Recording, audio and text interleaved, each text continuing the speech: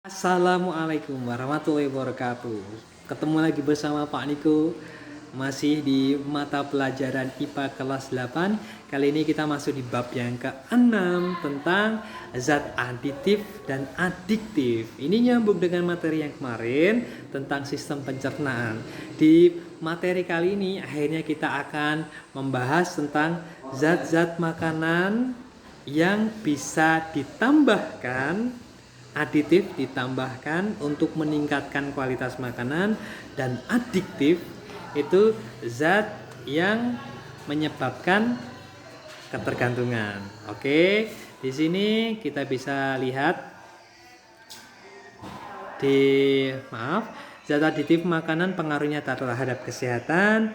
Kalau adiktif itu narkotika, adiktif yang bukan narkotika seperti apa, dan dampak negatif penyalahgunaan narkotika. Oke, zat aditif ada pewarna, ada pemanis, pengawet, penyedap rasa dan aroma, dan aditif lainnya. Nah, ini yang jarang kalian ketahui, ada antioksidan, pengemulsi, anti kempal, anti busa, pengembang, dan pengeras. Nah, kalau pewarna pemanis itu kalian sering dengar kan?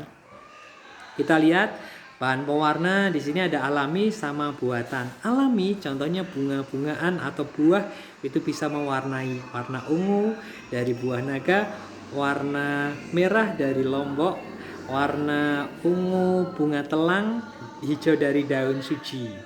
Sedangkan buatan atau sintetik ada yang boleh dipakai dan tidak boleh dipakai. Yang boleh dipakai tartazin kuning, eritrosin merah, hijau, CFG, lisamin green itu hijau juga, ada benzil violet, violet itu ungu ya, indigo karmin biru, coklat itu HT, biru berlian, dan sunset yellow kuning. Kalau yang berbahaya, ponsiu, metanyl yellow, rodamin. Nah, ini rodamin paling sering keluar ya, rodamin, scarlet violet GB, coklat brown FB, krisolin. Intinya ada yang berbahaya karena mengandung zat karsinogenik. Rodamin diingat-ingat ya. Zat pemanis ada yang alami juga dan ada yang buatan. Alami gula merah, madu, kayu manis. Kayu manis itu sebenarnya manis rasa, bukan rasa tapi wanginya manis ya. Gula termasuk. Yang buatan tapi boleh. Ada sakarin, aspartam, siklamat, sorbitol, sukralosa. Ini zat pemanis buatan. Sedangkan kalau yang dilarang ada juga. Yang dilarang itu kalau kebanyakan ya pemanis buatan. Di sini bedanya pemanis alami sama buatan itu terurai pada suhunya, kemudian kalorinya tinggi atau enggak. Kalau yang alami malah lebih tinggi loh ya. Harganya kalau yang alami lebih mahal.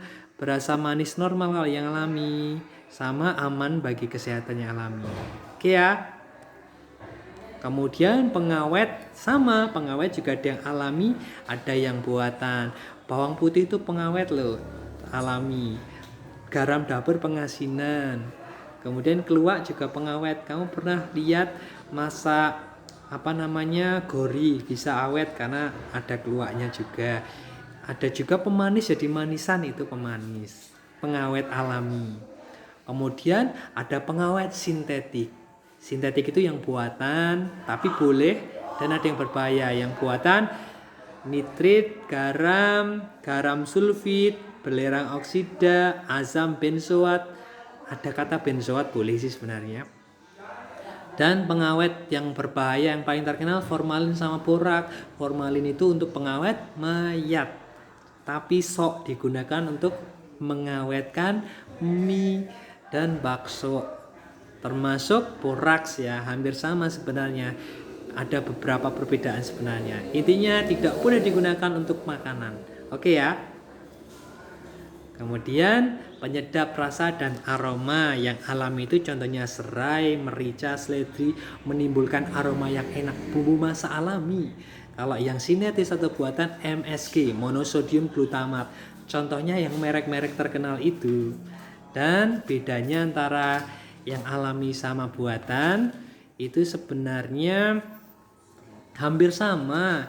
Intinya kalau yang alami itu berasal dari tumbuhan-tumbuhan atau bumbu rempah-rempah. Yang buatan tuh MSG sebenarnya juga dari benda alami juga, tetapi melalui serangkaian proses kimiawi. Ya, kalau yang rasa-rasa bisa kita lihat di situ, macam-macam ya. Itu juga dari kimiawi dan boleh dipakai. Dan bahan ada aditif yang lain, ada antioksidan, buah, pengemulsi, itu kayak margarin gitu, anti kempal, anti busa, pengembang, dan pengeras.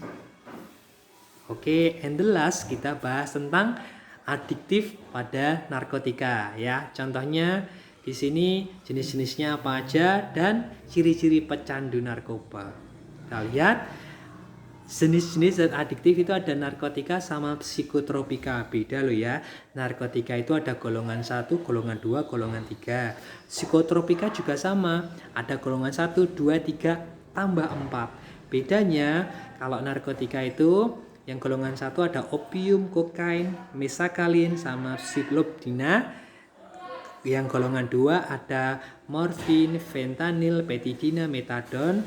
Yang ketiga ada kodein, etil morfina. Yang psikotropika itu ada macam-macam juga, ada brolamfetamin, kemudian yang kedua, ketiga, dan keempat. Intinya nanti akan ada efek yang berbeda antara narkotika sama psikotropika. Ciri-ciri pecandu, contohnya di sini adalah otaknya menurun daya ingatnya, hatinya, aktivitas selnya banyak berkurang sehingga akan mudah kena penyakit. Hati fungsinya untuk apa?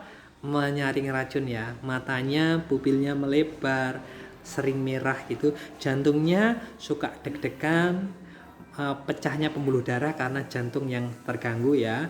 Kemudian pencernaannya sering terganggu dan kulitnya kering dan keriput. Nah, kalau yang bukan zat aditif, bukan narkotika dan psikotropika, ada rokok, alkohol, kafein, dan zat inhalansia.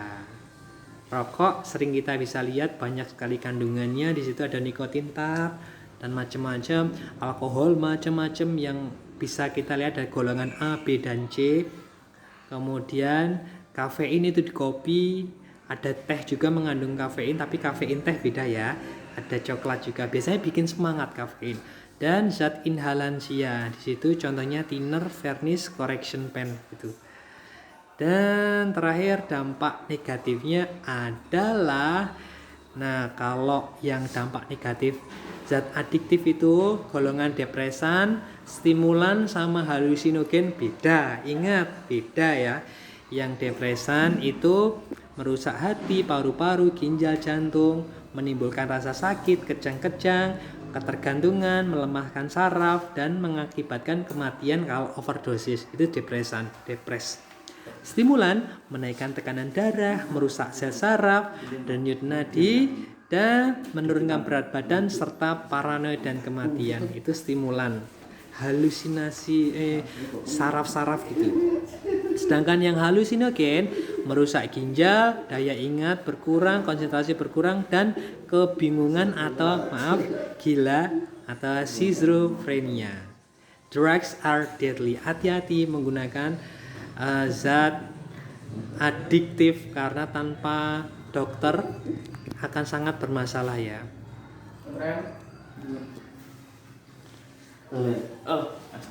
Kemudian di sini kita akan yang terakhir yaitu penyembuhannya terhadap pencegahan penyalahgunaan zat adiktif. Penyembuhannya ada pertolongan pertama, resusitasi, detoksifikasi, terus rehabilitasi. Dan pencegahannya dimulai dari keluarga dan sekolah. Oke, nanti kita akan ketemu di bab selanjutnya. Terima kasih. Wassalamualaikum warahmatullahi wabarakatuh.